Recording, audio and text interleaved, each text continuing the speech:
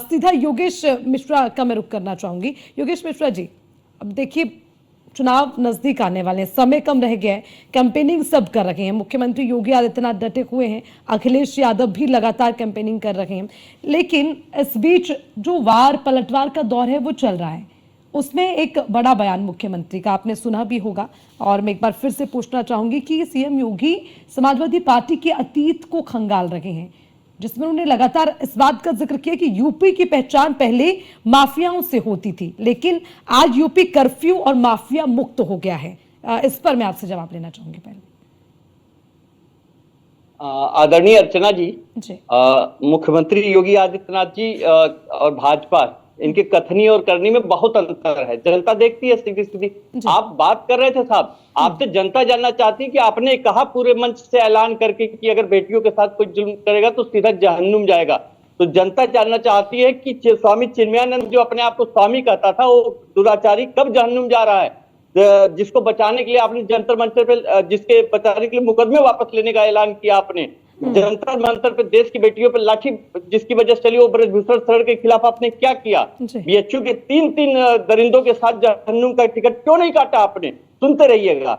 और दूसरी बात आती है कि अपराधियों की, जो माफियाओं की एक फहरिस्त आपने बताई बड़े बड़े मंचों से ऐलान करके, और आप वाहवाही कर रही है। तो मैं बोल तो रहा हूं कि अपराधियों को संरक्षण अगर कोई दे रहा है, माफियाओं को पल्लवित कोई कर रहा है, तो भारतीय जनता पार्टी के राज्य में माफिया राज चल रहा है और बड़े बड़े माफिया यहाँ पल्लवित हो रहे हैं, और उसको किसी से छुपा नहीं है। बात आप एक दो लोगों की क्यों करते हैं? पूरे यूपी में आप जिससे वोट बैंक का फायदा है, वो तो आपका राजनीतिक संरक्षण प्राप्त करके चुपचाप जो है काम कर रहा है। आप अपने तो अतीक, मुख्तार, डीपी यादव, हरिशंकर, विजय मिश्रा, ये कौन है? ये कौन है मिश्रा साहब? ये नाम भी तो समाजवादी पार्टी के साथ जुड़ते हैं ना। सुन लीजिए, पूरे देश ने जे शूटआउट कांड देखा हुआ है। वो दाऊद का जो चेला था, दाऊद का, और उसके ऊपर इतने गनर चलते हैं, उतना तो 10 मिनिस्टर लेके नहीं चलते। उत्तर प्रदेश सरकार की सुरक्षा दे रखी है, उसकी पत्नी को एमएलसी बना रखा है।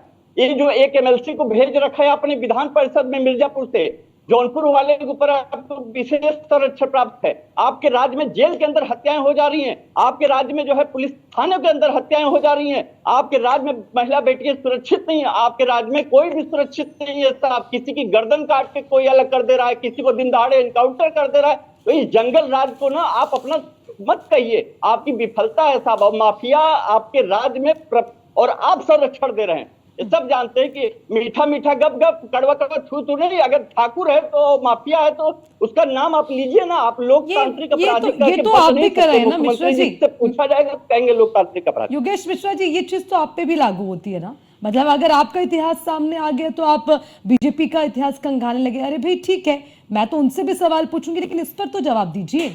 अगर आप ये कह रहे हैं कि भैया ठीक है, अपने दाग छुपाने के लिए दूसरों की चादर लपेट लो या उतार लो, ये तो सही नहीं है ना।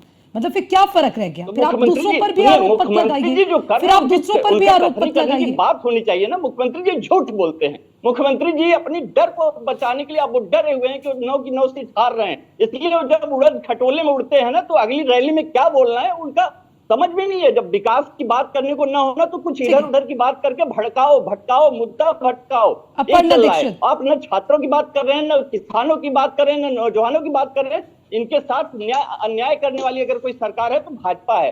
और सामाजिक न्याय नहीं चाहते कि आप डिवाइड एंड रूल लड़ते रहिए और भाजपा को जिताते रहिए, जो कि असंभव। लेकिन जवाब आपने फिर भी नहीं दिया योगेश मिश्रा जी। ठीक है।